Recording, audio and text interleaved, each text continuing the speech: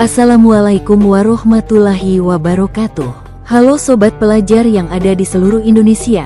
Pada video kali ini Ibu Guru Susiana akan mengajak seluruh pelajar Indonesia membahas materi pendidikan agama Islam dan budi pekerti kelas 8 bab 3 semester 2 yang berjudul Membangun Toleransi Sesama Agama dan Antar Agama. Sebelum lanjut menonton videonya, silahkan subscribe, like, komen dan share serta aktifkan lonceng notifikasi pada channel ini agar Ibu Guru Susiana tambah semangat membagikan konten-konten pendidikan agama Islam dan budi pekerti lainnya. Yuk kita mulai bahas materinya dengan mengucapkan Bismillahirrohmanirrohim. Membangun toleransi. Materi kelas 8 SMP semester 2 bab 3. Mempelajari pentingnya sikap saling menghargai dan menerima perbedaan untuk menciptakan kehidupan yang damai dan harmonis. Apa itu toleransi? Toleransi berasal dari bahasa Arab, tasamu, yang berarti mengizinkan atau memperbolehkan. Ini adalah sikap dasar untuk hidup berdampingan. Toleransi adalah sikap menghormati dan menerima perbedaan dalam keyakinan, suku, budaya, dan pendapat.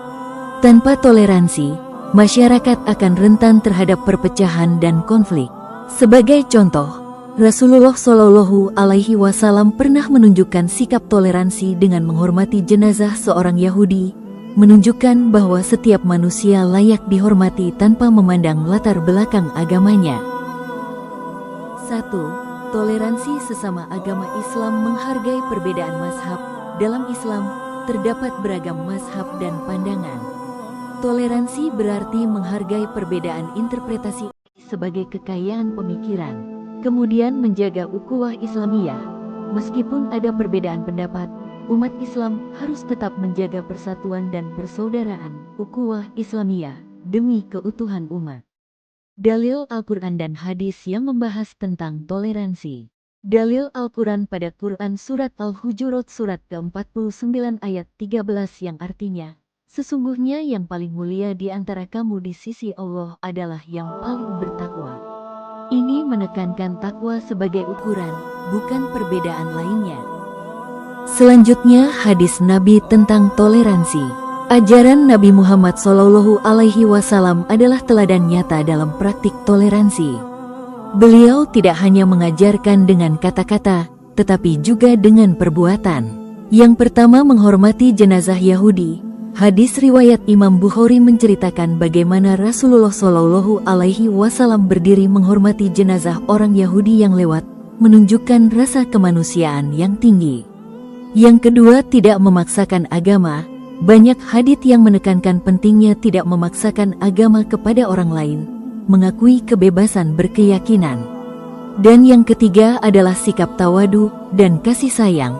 Sikap rendah hati dan kasih sayang kepada seluruh makhluk adalah cermin iman yang kuat dan bentuk toleransi dalam kehidupan sehari-hari. 2. Toleransi antar agama. Toleransi antar agama adalah sikap dasar untuk menciptakan kedamaian dalam masyarakat majemuk. Ini bukan hanya tentang menghindari konflik, tetapi juga tentang membangun pengertian dan penghargaan terhadap keyakinan orang lain. Menghormati hak setiap orang untuk menjalankan ibadah dan keyakinan agamanya masing-masing tanpa gangguan. Menjaga kerukunan hidup berdampingan di tengah perbedaan keyakinan dan praktik keagamaan. Dasar dari toleransi antar agama tertuang dalam Quran Surat Al-Kafirun Surat 109 dan ayat 6, yang berbunyi lakum diinukum waliyadin, untukmu agamamu, dan untukkulah agamaku. Ayat ini menegaskan prinsip lakum dinukum waliyadin, yaitu tidak ada paksaan dalam beragama dan pengakuan atas keberagaman. Kemudian mari kita bahas tentang membiasakan perilaku toleransi. Toleransi bukan hanya teori, tetapi harus diwujudkan dalam tindakan nyata setiap hari. Yang pertama, menghormati perbedaan. Hargai teman atau siapapun yang memiliki perbedaan agama, suku, ras, atau budaya. Pahami bahwa setiap individu memiliki latar belakang yang unik. Yang kedua, saling membantu, berpartisipasi dalam kegiatan sosial yang melibatkan berbagai kelompok masyarakat, seperti kerja bakti, bakti sosial, atau kegiatan kemanusiaan. Yang ketiga, tidak memaksakan pendapat. Belajarlah untuk mendengarkan dan menerima sudut pandang orang lain, meskipun berbeda.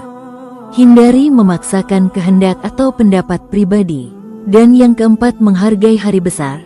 Tunjukkan rasa hormat dan tidak mengganggu pada perayaan hari besar agama lain. Ini adalah bentuk pengakuan akan keberadaan mereka. Kemudian mari kita bahas hikmah toleransi dalam kehidupan. Yang pertama, menciptakan kedamaian. Toleransi menjadi fondasi utama bagi terciptanya lingkungan yang damai dan tenteram, baik di lingkungan keluarga, sekolah, maupun masyarakat luas. Yang kedua, menghindari konflik. Dengan saling menghargai, potensi timbulnya konflik, permusuhan, dan perpecahan dapat diminimalisir, bahkan dihilangkan. Yang ketiga, memperkuat persatuan. Toleransi memperkuat ikatan persaudaraan dan persatuan bangsa yang memiliki keberagaman suku, agama, dan budaya. Dan yang keempat, mendorong kemajuan. Lingkungan yang toleran akan mendorong terciptanya inovasi dan kemajuan, karena setiap individu merasa aman untuk berekspresi. Kesimpulan dan ayo terapkan toleransi. Toleransi adalah pondasi utama dalam membangun masyarakat yang harmonis dan sejahtera. Yang pertama, sebagai kunci hidup rukun, toleransi adalah kunci utama untuk menciptakan kedamaian dan kerukunan dalam keberagaman.